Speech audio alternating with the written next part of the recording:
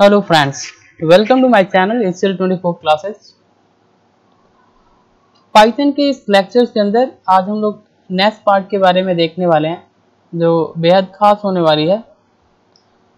इसके पहले हम लोग पाइथन के लेक्चर्स के अंदर स्टडी कर लिए थे कि स्ट्रिंग क्या होती है, टाइप्स ऑफ स्ट्रिंग, एंड आपने स्ट्रिंग के कुछ मेथड्स के बारे में देखा था। जैसे आपको स्ट्रिंग वाइट स्पेस आपको रिमूव करना है। जैसे मान लीजिए आपने यहाँ पर अभी क्लास फर्स्ट आपने ऐसा कोई स्ट्रिंग बनाया, तो आपने देखा था कि यहाँ पर फ्रंट में कुछ स्पेस है एंड बैक साइड में कुछ स्पेस है।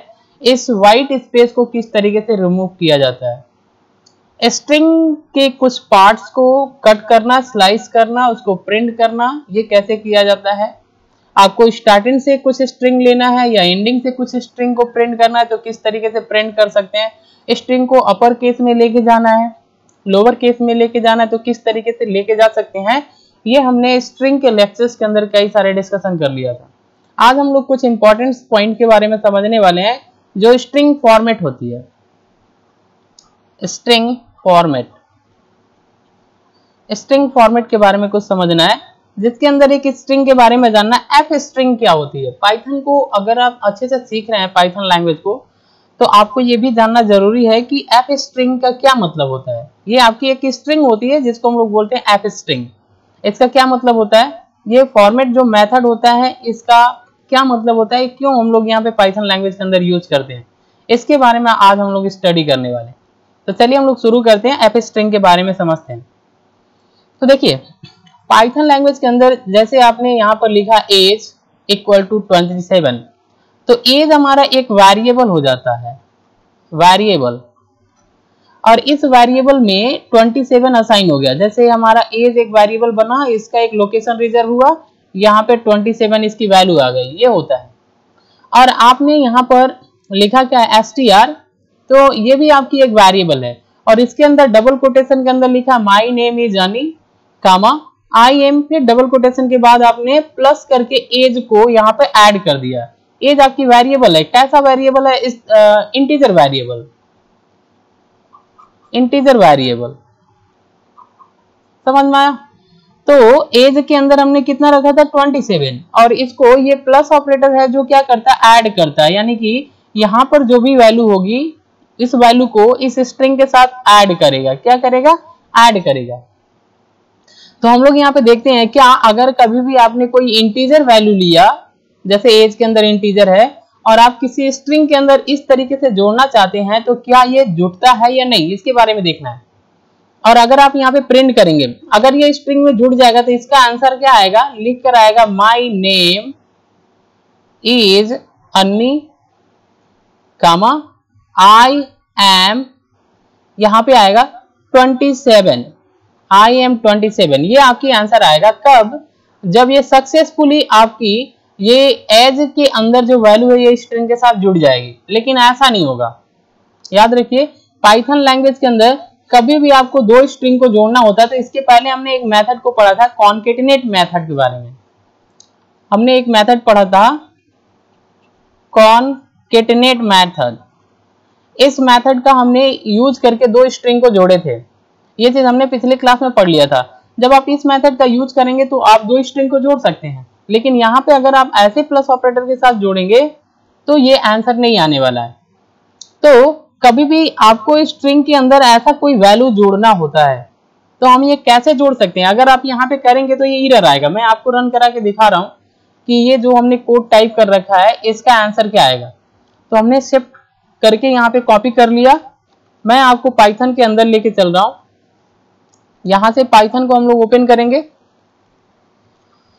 पाइथन ओपन हो जाएगा। यहां से आपको ऑल फाइल में जाना है, न्यू फाइल को सेलेक्ट करना है। यहाँ पे जो कोड हमने टाइप किया था वो पेस्ट कर लिया। एज लिया, एज में 27, एक स्ट्रिंग वेरिएबल बनाया str, इसमें लिख लिया माई नेम इज अनी, डबल कोटेशन के अंदर आई एम प्लस करके एज। अगर आप ऐसा करेंगे तो माई नेम इज अनी आई एम 27, ये आंसर आएगा। प्रिंट करेंगे तो हम देखते हैं यहाँ पे क्या आंसर आता है। हमने फाइल पे क्लिक किया, सेव किया, तो हम ऐसे कोई भी नाम देते हैं, a.py दे दिया नाम, इसको ऑल फाइल से आपको क्या करना है, सेलेक्ट करना है, डेस्कटॉप चूज करना है, सेव कर देना है। अब देखिए हम इसको रन कराते हैं। अब यहाँ पे जाएंगे, रन कराएंगे। जैसे आप रन कराएंगे तो यहाँ पे आपको एरर दिखाएगा, एरर। ओके, तो ये आपका आंसर यहाँ पे नहीं आएगा, यहाँ पे एरर दिखाएगा।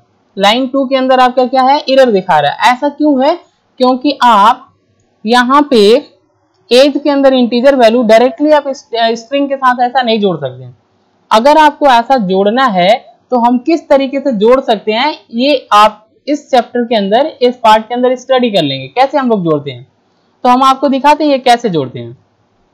तो ऐसा जब भी कभी आपको कंडीशन हो तो जहां पे आपको ऐसे जोड़ना है, क्लियर, तो हम यहाँ पे कैसे जोड़ सकते हैं, इसीलिए हम लोग क्या करते हैं, यहाँ पर एफ स्ट्रिंग का यूज करते हैं। एफ स्ट्रिंग को पाइथन 3.6 के अंदर इंट्रोड्यूस किया गया था। एफ स्ट्रिंग इसको इंट्रोड्यूस किया गया था। बाद में क्या हुआ, ये फॉर्मेटिंग, स्ट्रिंग को फॉर्मेटिंग करने के लिए मैक्सिमम, अधिक से अधिक फ्रिक्वेंटली यूज करने लगे लोग। क्यों, क्योंकि हम इस तरीके से एक स्ट्रिंग लिखें, उसके साथ अगर कोई और चीज जोड़ना है तो प्लस करके हम जोड़ सकते हैं, लेकिन आपको इस स्ट्रिंग को एफ स्ट्रिंग बनाना होगा। एफ स्ट्रिंग, अगर आपने एफ स्ट्रिंग बना लिया तो फिर आप ऐसे जोड़ सकते हैं और आंसर आपका करेक्ट आएगा। कैसे बनाते हैं ये चीज हमको देखना है। जब भी कभी भी आपको एफ स्ट्रिंग बनाना है तो क्या करना होता है, स्ट्रिंग के पहले, जब भी आपका ये स्ट्रिंग है, ये यहां तक आपका क्या है, स्ट्रिंग है, इस स्ट्रिंग के पहले आपको क्या करना होता है, एफ लिखना होता है। और कर्ली ब्रैकेट के अंदर इन सारे जो आपकी स्ट्रिंग होती है उसको ऐड कर लेना होता है, जो भी आपकी वेरिएबल होती है।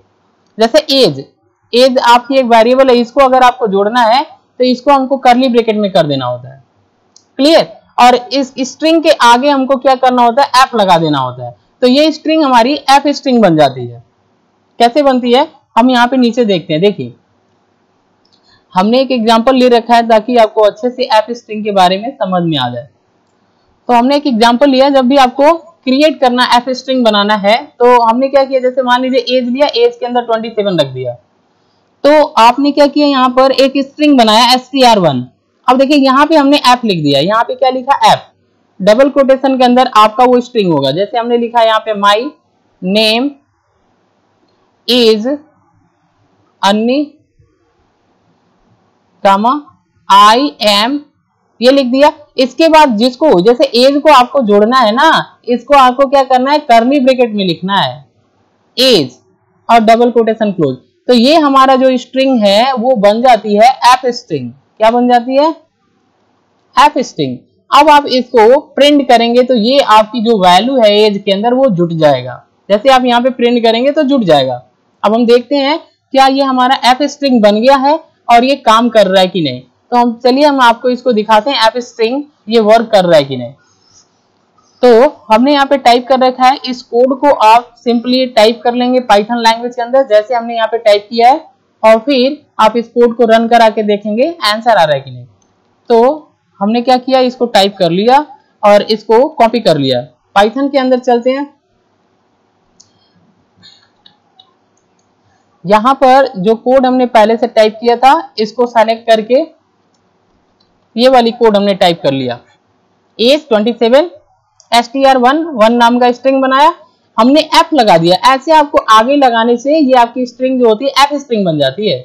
और यहाँ पे हमने क्या लिख दिया, माई नेम इज अन्नी, और यहाँ पे क्या किया, आई एम, और ये जो एज की वैल्यू जिसको जोड़ना था, इसमें प्लस ऑपरेटर नहीं लगाना है, आपको सीधे क्या करना है, जब आप एफ स्ट्रिंग बनाएंगे तो इसको कर्ली ब्रैकेट के अंदर आपको लिख देना है ऐसे। अब आप इसको सेव करते हैं और फिर हम क्या करते हैं, इसको रन करा के दिखा रहे हैं। सेव कर लिया, अब रन करा रहे हैं। अब देखिए यहाँ पे आपका आंसर आ गया, माई नेम इज अन्नी, आई एम 27। ओके, आप यहाँ पे कोई मैसेज में और लिखना चाहते हैं तो यहाँ पे लिख सकते हैं 27 years old। अब भी आप कोई मैसेज और लिखना चाहते हैं तो ऐसा आप मैसेज लिख सकते हैं। अब देखिए एक बार रन कराते हैं। अब देखिए आगे आई एम अन्नी, I am 27 years old, clear. तो आपको जब भी कभी भी ऐसा कोई इंटीजर वैल्यू हो, इसको आपको किसी एक स्ट्रिंग के साथ ऐड करके प्रिंट करना है, तो हम क्या करते हैं, इसको एफ स्ट्रिंग बना लेते हैं। फ्रंट पे सबसे पहले डबल कोटेशन के पहले आपको एफ लिख देना होता है और जिस भी वैल्यू को आपको जोड़ना होता है उसको कर्ली ब्रैकेट में लगा देते हैं। बस इस तरीके से आप स्ट्रिंग बन जाता है और आपका आंसर जो होता है वो ऐड होके प्रिंट हो जाता है। Okay, thanks for watching. अगर ये वीडियो आपको इन्फॉर्मेटिव लग रही है तो लाइक करें, शेयर करें एंड सब्सक्राइब करें, क्योंकि सब्सक्राइबर बहुत जरूरी है। Thanks for watching.